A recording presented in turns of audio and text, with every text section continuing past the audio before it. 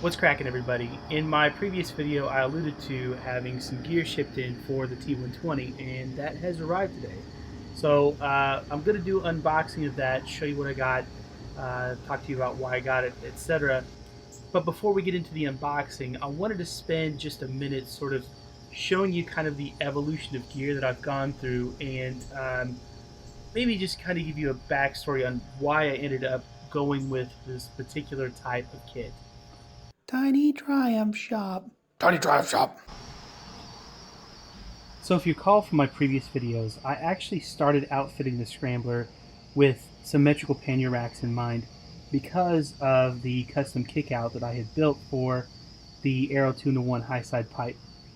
I landed on a pair of pannier racks from a company called Holland, and I originally had these in mind for the trip because they were symmetrical. Now, I had these on for quite a long time before I actually took the trip, and they look great and they work great, and they're pretty well constructed. I mean, you see high quality welds, pretty decent finish, although I did get some scuffing in places from things that I had set up on them. We'll talk about that in just a minute, but overall pretty pleased with this. And again, this is something that's very easy to fix with just a bit of spray paint, honestly.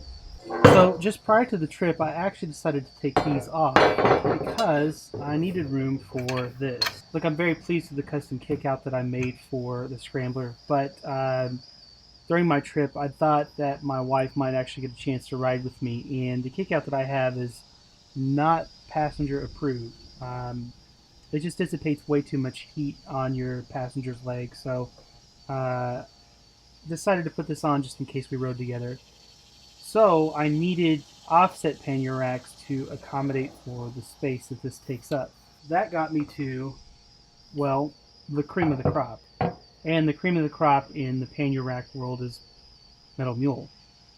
So this is the right side pannier frame, and you can see it's quite a bit larger than the one that we just looked at for Holland. But in terms of construction, I mean, you really have to give it to Holland because it's made pretty much the same. It's the same diameter tubing, same frame size to a T, and it's you know, I mean, even the Metal Mule's got some wear on it from things that I've mounted to it. So these aren't perfect in terms of the finish, but again, this isn't, in my opinion, a big thing. This is an easy thing to fix.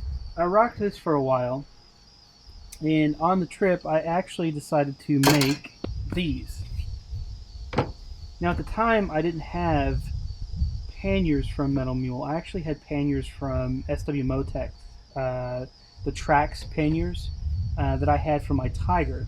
And so I built these frames, which are just cutting boards, and custom mounted these pucks, which you can buy separately from I think Twisted Throttle, and then I mounted my panniers onto these frames. That is what I rocked for the trip, and honestly I was pretty happy with it. It worked very well. I did an asymmetrical setup. I had just one pannier on the left hand side on the bike, and on the right hand side I actually had another pair of these, but I mounted Rotax and then left the other half open for like small bags, my tent, etc., whatever I wanted to put on there. So when I got back, I took this off and actually bought the real version, which is the Kriega OS platform. And if you're not familiar with this, this is more or less the same thing, but obviously injection molded or custom molded to accommodate a variety of items. And they mount onto pannier frames with these little U-bolt clamp deals right here that you just bolt through to mount onto the frames of whatever you're using on your bike. Very happy with this. This is an awesome way to get luggage on a bike in an extremely lightweight way. So Kriega actually makes some soft saddlebags for adventure touring or off-roading that sort of strap into these platforms, but as you can see, they're so cut up you can use them for just about anything. And they also have pre-mounted or pre-drilled holes for Rotax, which is what this guy is right here. The gas can fits on right there. Super pleased with that. And that's kind of the evolution of the gear that I've put on the Scrambler. So as I crack into this, I want to talk a bit about Metal Mule as a company. This is the fourth time I've ordered from them, and I really have nothing but superlatives to say with regards to their customer service. They've been excellent to work with, and honestly, with the quality of their gear and the quality of their service, I'm actually kind of surprised that they're not a much larger company than they are. If you check them out on Facebook, you'll see they only have, I think they have less than 1,000 likes, which is just fascinating to me, because this stuff is really just top notch. I've got 2 boxes here, and let's see what we've got in this one. I've got quite a bit that I've ordered. This stuff all ships via FedEx, or I think DHL is another company they use, and it gets you pretty quick. I think we've got a top rack here. I'm not really entirely sure. That's what it looks like to me.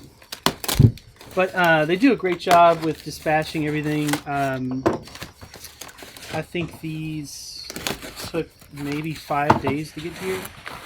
It's really quick if you think about it. Again, I'm based about an hour north of Nashville. Alright, so it looks like T120 Bonneville or / Street Twin rear luggage rack, which is what I thought. This, I don't know if you can see what we've got going on here.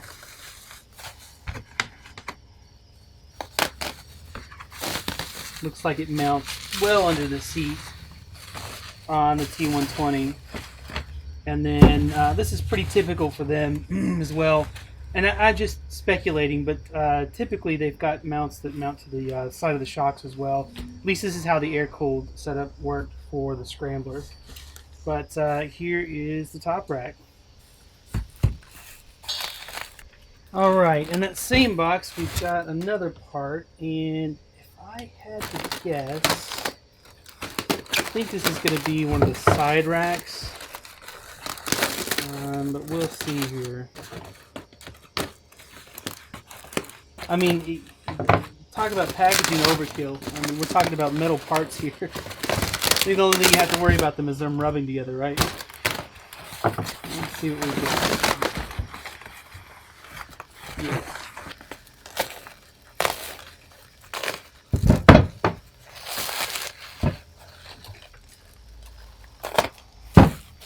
Again, this is very similar to the air-cooled bikes, but man, they're beefy as hell now. We've got this nice little crossbar right here, which this did not exist on the racks for the Scrambler.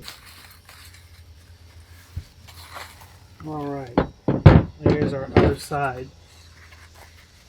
And then we've got some mounting hardware, and this looks like the bar that goes in the very back that connects the two, or maybe connects it to the plate or behind the plate or something like that. We'll get to that after a bit. Alright, this gets us to our second box, and this should have both the top box and the matching pannier in it. Now, one thing to note is, I had already purchased a pannier for the Scrambler, that 31 liter max pannier, and it obviously was keyed. When I purchased this setup, I sent an email out to Metal Mule and asked if they could key these panniers to match the one that I'd already purchased, and they obliged. So the key that I already have should work for these. Alright, let's take a look at the top box first. So you may or may not know, if you're familiar with this brand, that there are basically 2 different types of panniers that they sell. One is their Max line, which is what we're looking at here. The other one is like the UTE line. And they're identical, save for the fact that the Max line actually comes with all of the accessories pre-mounted. But it's supposed to be a cost savings over getting all the accessories that you otherwise would purchase or need to purchase on the UTEs. Let's talk about fit and finish for these panniers. It's amazing. It's amazing. These are very, very, very, very well made. Can I throw some more berries in there? They're very, very, very well made. I've owned OEM panniers, plastic ones from Triumph. When I bought my Tiger 1200, they actually came with those. I immediately got rid of those and upgraded to the Trax panniers from SW Motec. And SW Motec's a great brand. They make great stuff. But these are in an entirely different class. And I hate to say it, but it's just absolutely true. They command a pretty serious premium in terms of price on the market, but there's a reason for it. You can just see with the welds and the angles and the rivets and the finish and the accessories like the handles on both sides, the mounting system, the hardware, it's all just top notch. I really only have one complaint to level about the panniers themselves, and that's got to be the locks that they use. Look, they're great. They're waterproof. They work. They're simple. But I think that might be my issue, is that they're really maybe a little too simple. You can't tell when they're locked or unlocked based on, like, there's no visual representation looking at the lock. But let's crack this thing open and take a look inside.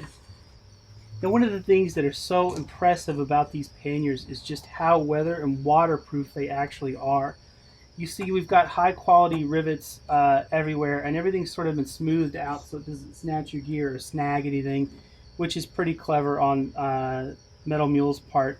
The other piece of it is this huge, like, silicone layer that goes around the entirety of the pannier box itself, and it makes a weather-tight, watertight seal when you lock that pannier up. I mean, to the point where you literally, and you can see this online, you can literally submerge these underwater and they will not leak. Even the UTE, like the cheaper panniers, it's the same overall construction. They're completely waterproof. They're submersible. Let's see what we've got going on here. Once again, it's just this cavernous, well thought out space. You've got all of these rivets, and none of them protrude into the actual space of the pannier. This is true for the top box and the pannier as well. And the mounting system, obviously it's absent. You don't see it here. That's because the mounting system is completely taken care of on the exterior of the box, which is a really clever, again, on the part of Metal Mule, because it prevents it from taking up space inside the pannier that you otherwise need. So that's our first look at the Metal Mule panniers and racks. I've been using the pannier on the Scrambler for several months now, and I've obviously been very happy with it, enough to justify purchasing the full kit for the Bonneville T120. Now in the next video, we're going to be handling the installation of that on the T120, so I'll address any questions about the installation when we get there. But if you have any questions about the racks in general or the gear in general, please hit me up in the comments. I'm happy to answer with whatever knowledge I've acquired since I've had them. And in our next video, we'll go about actually installing those. I'm going to walk you through that process to show you what that looks like. And hopefully you're there for the journey.